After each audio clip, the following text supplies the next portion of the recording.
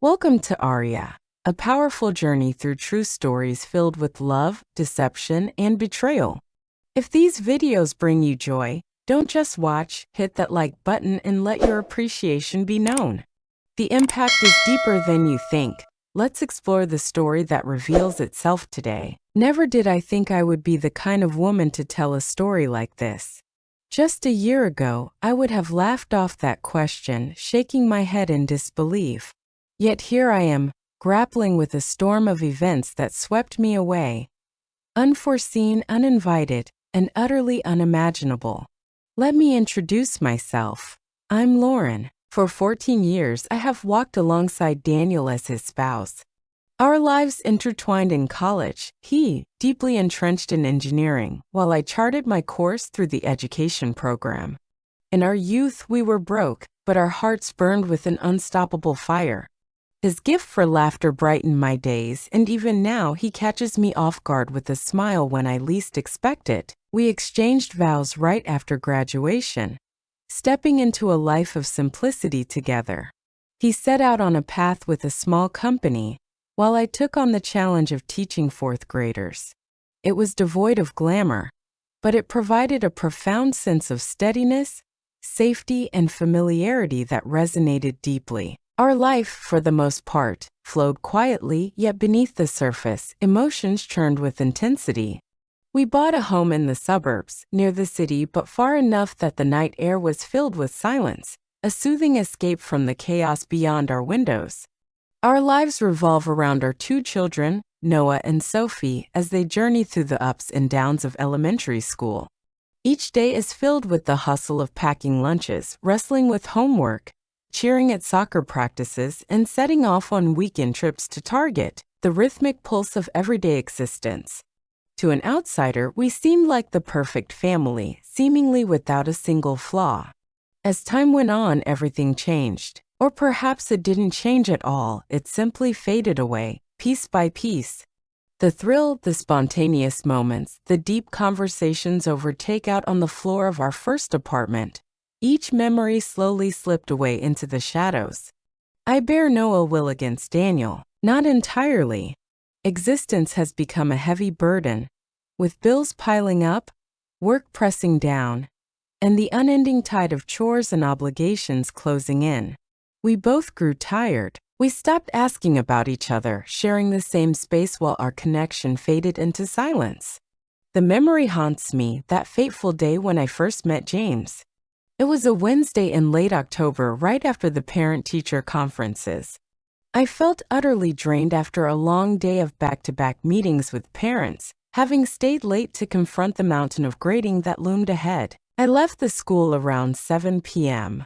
She decided to stop at the grocery store, driven by the need to gather ingredients for dinner. That evening, the children were with Daniel's mother. Daniel had texted that he would be late from work. I believed I finally had a moment to breathe. In the produce section, I stared blankly at a cluster of apples, struggling to remember if we had any left at home, when a voice shattered the stillness behind me. These fall short this season. The Honeycrisps over there are truly exceptional. I turned and locked eyes with him. With a towering presence and an easy smile, he held tightly to a basket filled with just a few precious items: a loaf of bread, a dozen eggs, and a bottle of vibrant orange juice, each item brimming with promise and warmth. He seemed far from someone seeking a full meal. It felt more like a frantic grab for mere essentials. Is that really how it is? I noted, a subtle smile flickering across my lips. It struck me that I needed expert advice on apples, and he burst into a deep, hearty laugh. I'm sorry, but I spent my college days toiling in an orchard. Old habits cling tightly, refusing to let go. I held a Honeycrisp, its surface smooth and inviting as I turned it in my hand. Fine, I'll yield to the expert's authority. We exchanged a few words, engaging in fleeting small talk, nothing truly memorable. I learned his name was James, a newcomer to the area, drawn here by a fresh opportunity in finance. He radiated warmth and approachability, an undeniable essence in his presence that distinguished him from the rest. Not flirtatious, but thoughtful in a way I hadn't experienced in ages. We met again a week later, this time at the local coffee shop.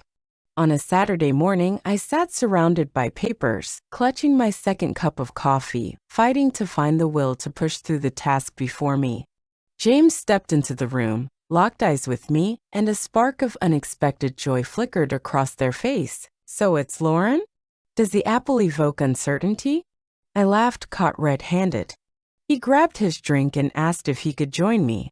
For a fleeting moment, doubt surged through me, but I finally nodded in agreement. It's just me facing an overwhelming mountain of math quizzes. That morning, our conversation unfolded for nearly an hour, drifting between the trivial and the profound. We touched on books, childhood dreams, and the effortless topics that emerge when the need to impress fades away. It felt like second nature, a deep-rooted sense of safety. After that, our meetings grew more frequent, first by coincidence and then by design.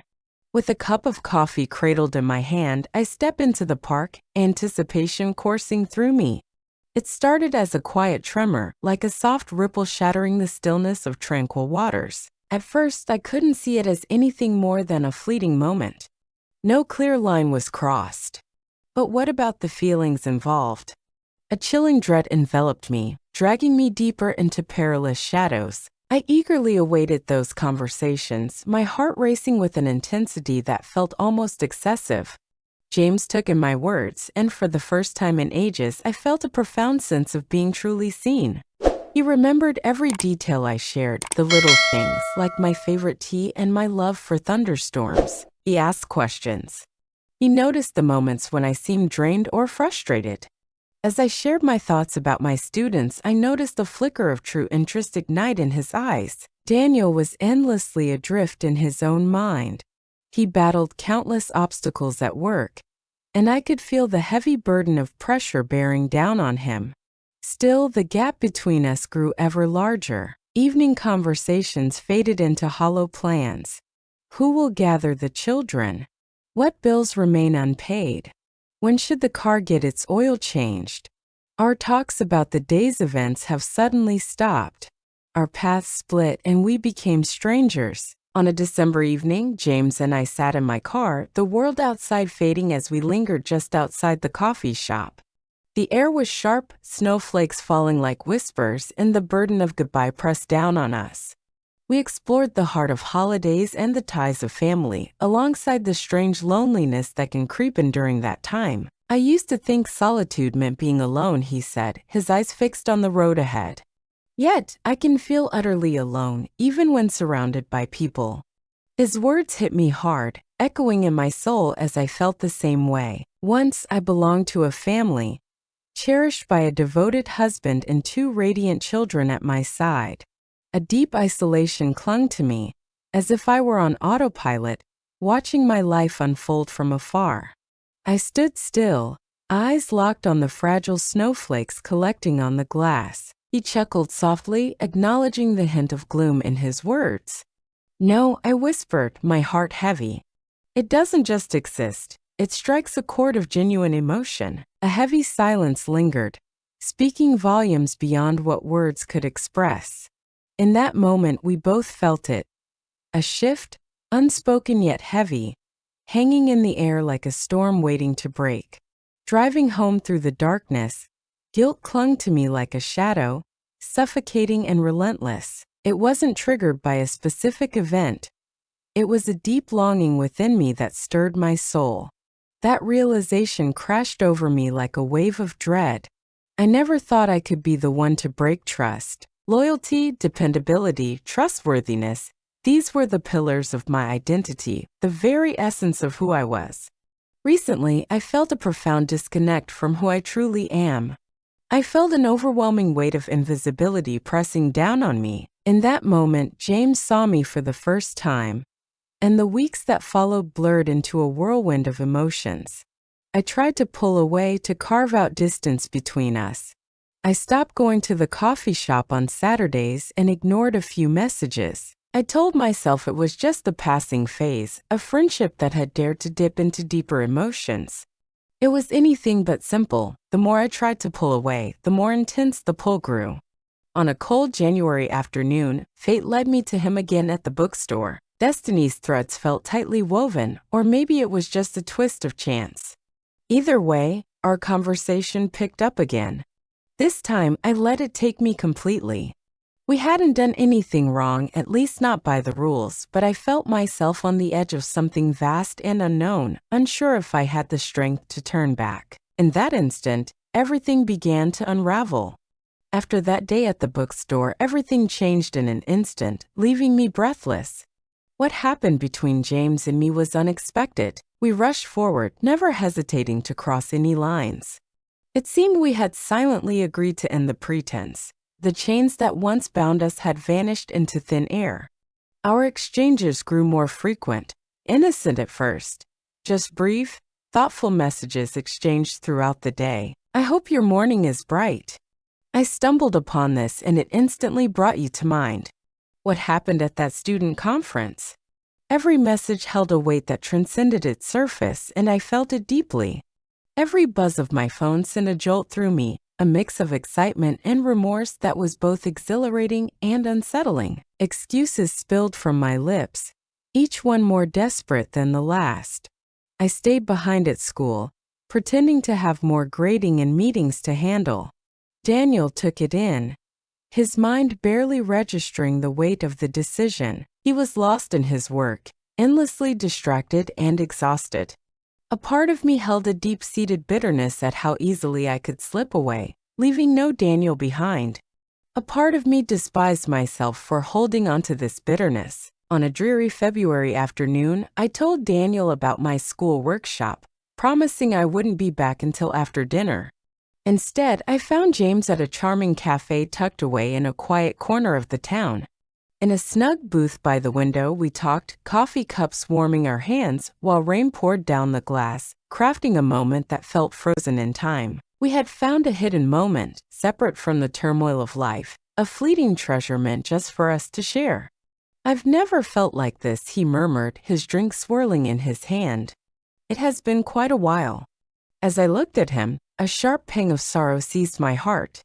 I understood his meaning all too well, and it hurt to see how profoundly it echoed within me. I keep telling myself this isn't real, just a phase, a momentary escape.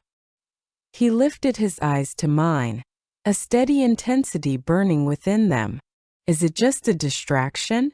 Words escaped me completely. As the night deepened and the children lay asleep, the house wrapped in silence, I stood in the bathroom, door locked tight, replaying our words in my mind.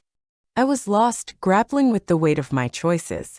In the depths of my soul, I grappled with the chaos of my own change. I comforted myself with the thought that I had not crossed that final line, that I had not yet committed the unforgivable act. Deep within my heart, the truth remained, undeniable and sharp. I felt myself slipping away. Daniel tried in his own way, but at times he felt a nagging unease. One evening he asked, "Are you okay? You've seemed distant lately." I smiled, shaking my head, overwhelmed by exhaustion. Work has become an overwhelming weight to bear. He nodded, accepting the idea without question, perhaps out of a deep-seated fear of what he might uncover. Maybe it stemmed from the dread of what he might uncover. Our exchanges grew shorter, yet we pressed on. Meals shared, chores tackled, studies supported. We exchanged a goodnight kiss, but it felt hollow, like actors in a play, lost in a script we could no longer recall. Once again, I have embraced journaling, a craft I had long abandoned. I search for a refuge for the countless thoughts left unsaid, my words swirling in chaos, raw and unpolished. On certain evenings, I poured my heart into letters meant for the emptiness. On certain evenings, I wrote letters to James, knowing they would never be sent, until that fateful night changed everything. As March slipped away, Daniel set out on a fateful overnight journey for work. The children reveled in their sleepover with cousins, leaving me alone in the house, a solitude I never intended to share with James. I still needed to tell him the house would be empty. As the clock struck 8 p.m., a message pinged, "If you're free, I'd love to see you, just for a stroll." Time stood still as I stared, my heart racing, unable to look away from the message that held me captive. Then I replied, "Just come over, if only for a moment." He showed up, 20 minutes late, standing on my porch with his hands buried in his pockets, raindrops clinging to his jacket like unspoken words. I opened the door, and in that brief silence, everything hung in the air between us. We stood frozen, the air thick with unspoken words. Not a single embrace, not even a fleeting kiss passed between them. We sank into the couch side by side like old friends clinging to a moment, lost in the stillness of nowhere. That night, we talked for hours, exploring our pasts, our regrets, our dreams, and the twisting journey that brought us here. Two souls intertwined in a story without an ending. "I don't want to ruin your life," he whispered, his eyes glued to the ground. I whispered, "You're not." It was unraveling thread by thread. As he left, we held back from a final embrace. We stayed unscathed, but then something happened that changed everything for us. We had stepped into a world that could never be undone. The guilt followed me, a shadow I couldn't shake off. Daniel was no longer the same in my eyes. Every smile he sent my way ignited a piercing ache deep within my chest. Every time the children asked for a bedtime story or left their shoes scattered in the hallway, a wave of unease surged within me, for behind the mask, I was living a life torn in two. Yet, I couldn't resist the pull of James. He was the one I leaned on in my darkest hours, during those tough days at work, when the house echoed with chaos or an eerie stillness, or when life seemed unbearable. He focused intently. He clutched the core. He never tried to fix my chaos. He just stayed by my side in the storm. One evening, I opened up to him, my heart heavy with uncertainty about how to find my way back. "Maybe it's just not our fate," he said, a hint of sorrow in his voice. Nothing else terrified me quite like that. What could that mean? Was I truly destined to leave, to abandon my marriage, my family? I couldn't achieve that. I strongly advise against that course of action. No matter how far apart we were, my love for my family never wavered. Daniel meant everything to me. Everything has changed, and it feels like a void now. That revelation broke me apart. One April weekend, Daniel surprised me with dinner reservations, just the two of us. He said his mother would look after the kids and hoped we could spend some time together. The night was thick with tension, a palpable unease hanging in the air. It wasn't James who caused it. It was my realization of how far we had fallen. In a charming restaurant, the air buzzed with laughter and lively chatter, yet we struggled to find our own voices amidst the noise. "We should do this more often," Daniel said, forcing a smile that barely masked his uncertainty. "Indeed," I said, my eyes locked on the wine glass in front of me. We knew we should, but deep down, we both felt the truth: it was unlikely. The chasm between us went beyond just distance. It was a depth that pulsed beneath the surface, an elusive force that defied our understanding. That evening, as I lay beside him, silent tears soaked my pillow. Not from the fear of being found out, nor from any feeling of disgrace. Yet I stood there, helpless, unable to piece together what had broken. I wrestled with the thought of leaving James behind. One morning, I crafted a message, revealing that we could no longer tread this road together. It was utterly unjust. It had crossed the boundaries. Yet, I held back from sending it. I lost myself in the rhythm of routines. Academics, tasks, celebrations, each a fleeting escape from the weight of reality. I was trapped, caught in a web of my own making, caught in the struggle between the life I built and the unexpected yearnings that have surfaced. What about James? He never pushed. He never sought a single thing from me. The anguish in his eyes was clear as I pulled away. He stood there, eyes locked on me, waiting for my choice. A definitive statement must be made. Still, I grappled with the confusion of my own yearnings. That night, Sophie stepped into my room, holding a picture she had poured her heart into. We were a family, united by love and the weight of our shared memories. Daniel, Noah, her, and I stood just beyond the threshold of our home, fingers clasped tightly, basking in the fierce glow of a brilliant yellow sun. "I made this at school," she proclaimed, her pride shining through. This photograph captures the essence of our family. Joy envelopes everyone. In a heartbeat, the weight of it all crashed down on me, fueled by our discontent. Not at all. I was the reason behind it all. A choice hung in the air, heavy with consequence, a moment that would change everything for us forever. Time was vanishing, and I was in a desperate sprint to achieve my dreams. After Sophie showed me that drawing, sleep slipped away from me. Her crayon lines drew me in, alive with hope and a haunting simplicity, as if love were just a fleeting moment. For each person, together always, radiating joy in the warm sunlight. Still, the intricacies of reality shattered that notion. I had spun a tangled web. Unruly, unclear yet haunting. The next morning, I sought out Daniel, eager to talk. I admitted to him that I, in truth, was far from okay. It had been ages since I last went. I kept certain truths from him. I laid bare my profound loneliness, revealing the chasm that had formed between us. He stayed quiet. He took in the words, each one hitting him like a wave. After what seemed like forever, I finally saw the tears shimmering in his eyes. A wave of unease crashed over me, a persistent whisper that something was wrong. His voice dropped to a whisper, and I felt the weight of his words. I just couldn't bridge the gap between us. The tension lingered, unresolved in that fleeting moment. It revealed a path, and we set off on the journey of counseling. We plunged into issues we had long ignored. The experience was agonizing, raw, and unrelenting.